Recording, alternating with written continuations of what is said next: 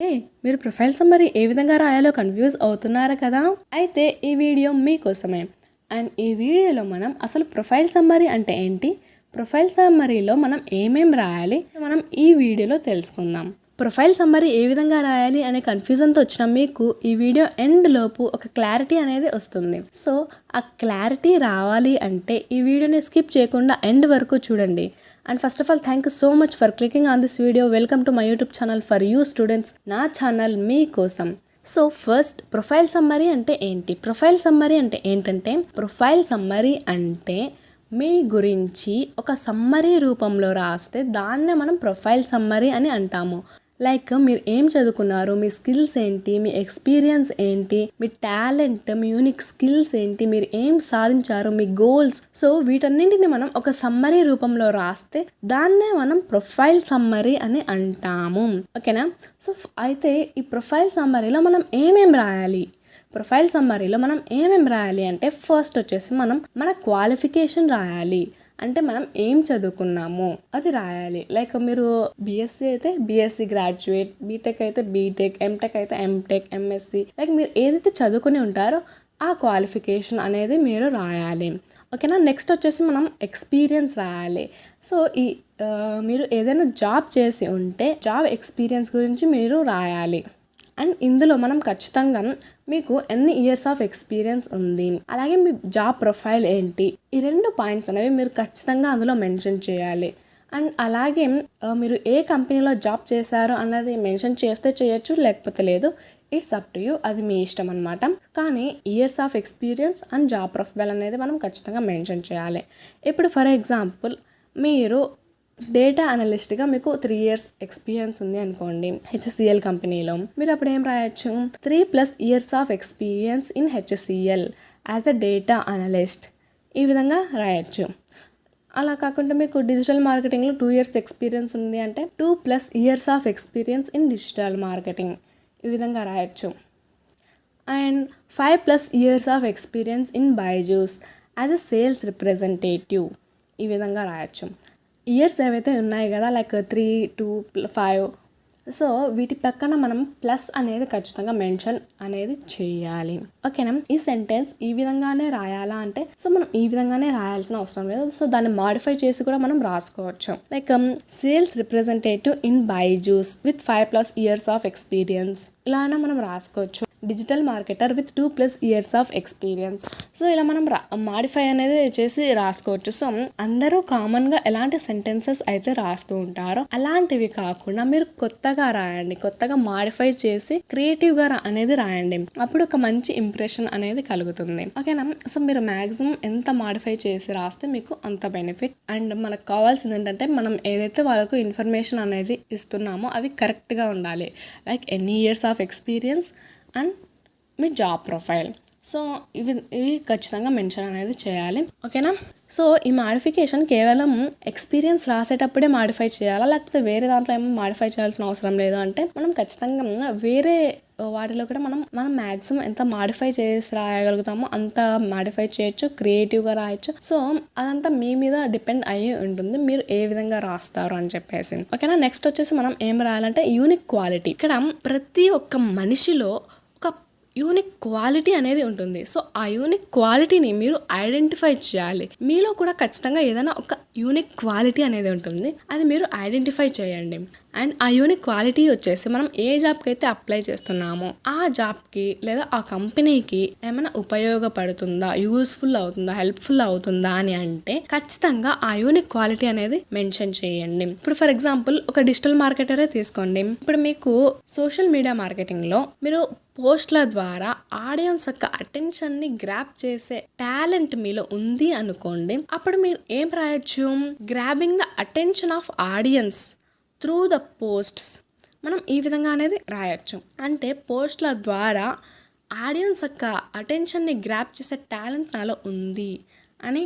So ఇది చూడగానే రిక్రూటర్స్కి ఒక మంచి ఇంప్రెషన్ అనేది కలుగుతుంది. అండ్ ఇంకొక ఎగ్జాంపుల్ చూద్దాము. ఇప్పుడు మనం సేల్స్ రిప్రజెంటేటివ్ అయితే ఏం రాయొచ్చు, ఒకవేళ మీరు సేల్స్ క్లోజ్ చేయడంలో ఎక్స్పర్ట్ అయితే మీరేం రాయొచ్చు, ఎక్స్పర్ట్ ఇన్ సేల్స్ క్లోజింగ్ ఈ విధంగా రాయొచ్చు, లేకపోతే expert in closing the sales ఈ విధంగా రాయొచ్చు. అంటే ఇప్పుడు వాళ్ళకి ఏం కావాలి, వాళ్ళు సేల్స్ బాగా జరగడం కావాలి, వాళ్ళు ఎక్కువ సేల్స్ అనేవి వాళ్ళకు అయ్యేటట్లు కావాలి, అంటే సేల్స్ ని క్లోజ్ చేయడం కావాలి. సో మీరు అందులోనే ఎక్స్పర్ట్ అయ్యండి. సో వాళ్ళకు ఇంతకన్నా ఏం కావాలి చెప్పండి. సో మనం ఈ విధంగా అనేది రాసుకోవచ్చు. అండ్ నెక్స్ట్ వచ్చేసి skills.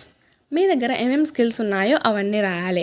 For example digital marketing అయితే ఏమేమి స్కిల్స్ ఉంటాయి, video marketing, website designing, search engine optimisation, social media marketing, SEM, SMO, blogging, content writing. So ఇలా స్కిల్స్ అనేవి ఉంటాయి. అదే ఒక సేల్స్ రిప్రజెంటేటివ్ అయితే communication skills, active listening skills, time management skills, organisational skills, social media skills, problem solving skills, closing skills. So ఇలా ఇవన్నీ ఉంటాయి. So మీరు ఏ జాబ్కి అయితే అప్లై చేస్తున్నారో ఆ జాబ్కి సంబంధించిన స్కిల్స్ ఏమేమి ఉన్నాయో అవన్నీ రాయాలి. అండ్ ఆ స్కిల్స్ అనేవి మీరు ఖచ్చితంగా నేర్చుకొని ఉండాలి. సో మీకు ఏ స్కిల్స్ అయితే వస్తాయో ఆ స్కిల్స్ మాత్రమే మీరు అక్కడ రాయాలి. ఒకవేళ మీరు రాని స్కిల్స్ ఏమైనా రాశారు అనుకోండి, అక్కడ రాసిన స్కిల్స్ మీకు ఏమైనా రాకపోతే ఫ్యూచర్లో మీకే ప్రాబ్లం అవుతుంది. ఇంటర్వ్యూలో అయినా మీరు దొరికిపోతారు. సో మీరు ఖచ్చితంగా స్కిల్స్ అనేవి నేర్చుకుని ఉండండి. ఆ నేర్చుకున్న స్కిల్సే ఇక్కడ రాయండి. ఇక్కడ మనకు స్కిల్స్ అనేవి చాలా ఇంపార్టెంట్. మీ దగ్గర ఏమైనా స్కిల్స్ ఉంటేనే మీరు జాబ్ అనేది సాధించగలుగుతారు. అండ్ ఇంటర్వ్యూలో స్కిల్స్ ని బేస్ చేసుకుని క్వశ్చన్స్ అనేవి అడుగుతుంటారు. ఏ క్వశ్చన్స్ అడిగినా మీరు టక్కని సమాధానం చెప్పేటట్లు ఉండాలి. సో ఆ విధంగా ఉండాలి. సో స్కిల్స్ అనేవి మీరు ఖచ్చితంగా నేర్చుకోవాలి. అండ్ స్కిల్స్ ని మనం ఎప్పుడూ నేర్చుకుంటూనే ఉండాలి, అప్డేట్ అవుతూనే ఉండాలి. మనం ఇక్కడ ఎప్పుడు నేర్చుకుంటూనే ఉండాలి అని ఎందుకంటున్నానంటే, ఇప్పుడు మనకు అన్ని అప్డేట్ అవుతున్నాయి, టెక్నాలజీ అప్డేట్ అవుతుంది. సో ఇవన్నీ అప్డేట్ అవుతున్నాయి. సో దాంతో పాటు మనం కూడా అప్డేట్ అవుతూ ఉండాలి. ఇప్పుడు ఫర్ ఎగ్జాంపుల్ సాఫ్ట్వేర్ ఫీల్డ్ కి సంబంధించే అనుకుందాము. సో ఇప్పుడు మనకి ఏమేమి లాంగ్వేజెస్ ఉన్నాయి, Java, HTML, SQL, Python. So ఇలా కొన్ని లాంగ్వేజెస్ అనేవి ఉన్నాయి. బట్ ఫస్ట్ మనకు స్టార్టింగ్ లో ఏముంది, C లాంగ్వేజ్ అనేది ఫస్ట్ మనకు వచ్చింది. సో దాని తర్వాత మిషన్ లెర్నింగ్, మళ్ళీ దాని తర్వాత SQL, తర్వాత C++, పైథాన్, దాని తర్వాత జావా, మళ్ళీ జావా స్క్రిప్ట్. సో ఇలా మనకు ఒక లాంగ్వేజ్ తర్వాత ఇంకొక లాంగ్వేజ్, మళ్ళీ ఇంకొక లాంగ్వేజ్, ఇలా లాంగ్వేజెస్ వస్తూనే ఉన్నాయి. అంటే ఒక లాంగ్వేజ్ లో ఏమైతే డ్రాబ్యాక్స్ ఉన్నాయో వాటిని ఓవర్కమ్ చేస్తూ ఇంకొక లాంగ్వేజ్ అనేది ఇక్కడ కనుక్కుంటూ ఉన్నారు. ఇలా ప్రతి ఒక్కటి మనకు అప్డేట్ అవుతూ ఉంటుంది. సో దీంతో పాటు మనం కూడా నేర్చుకుంటూ ఉండాలి, అప్డేట్ అవుతూ ఉండాలి. If you are not updated you will become outdated. మీరు ఎప్పుడైతే అప్డేట్ కారో మీరు అవుట్డేట్ అయిపోతారు. The more you learn the more you earn. మీరు ఎంతైతే నేర్చుకుంటూ ఉంటారో, మీరు ఎంత ఎక్కువగా నేర్చుకుంటూ ఉంటారో మీరు అంత ఎక్కువగా సంపాదించగలుగుతారు, అంత ఎక్కువ సంపాదిస్తారు. ఓకేనా? ఖచ్చితంగా ఈ స్కిల్స్ అనేవి నేర్చుకోండి అండ్ అప్డేట్ అవుతూ ఉండండి. అండ్ నెక్స్ట్ పాయింట్ వచ్చేసి మనకు ఎక్స్పర్టైజ్. మీరు ఏ దాంతో ఎక్స్పర్ట్. ఇప్పుడు ఫర్ ఎగ్జాంపుల్ డిజిటల్ మార్కెటింగ్ తీసుకోండి. మీరు సెర్చ్ ఇంజిన్ ఆప్టిమైజేషన్లో ఎక్స్పర్ట్ అయితే ఎక్స్పర్ట్ ఇన్ SEO. వీడియో ఎడిటింగ్లో ఎక్స్పర్టా, expert in video editing.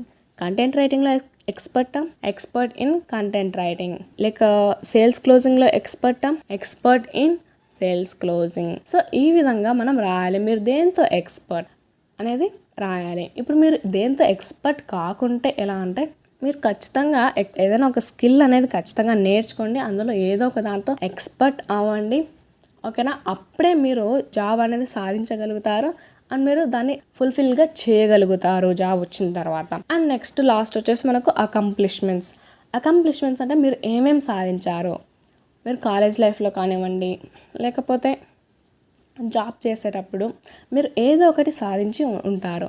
So మీరు ఏదైతే సాధించారో అది రాయాలి. ఇప్పుడు మీరు డిజిటల్ మార్కెటింగ్ తీసుకోండి. అప్పుడు మీరు ఏం రాయొచ్చు, అకంప్లిష్మెంట్స్గా మీ వెబ్సైట్కి ఎంతో కొంత ట్రాఫిక్ అనేది వచ్చి ఉంటుంది. సో ఎంతో కొంత ట్రాఫిక్ అనేది వచ్చేటట్లు మీరు కష్టపడి అది అచీవ్ చేసి ఉంటారు. సో ఎంత ట్రాఫిక్ వచ్చింది, మీరు ఎంత అచీవ్ చేశారు, లేకపోతే ఏదో ఒకటి అచీవ్ చేసి ఉంటారు కదా, అది రాయండి. అదే సేల్స్ అయితే మీరు ఎన్ని సేల్స్ అనేది చేశారు, మీరు ఏదైతే సాధించుంటారో అది ఖచ్చితంగా మెన్షన్ అనేది చేయండి.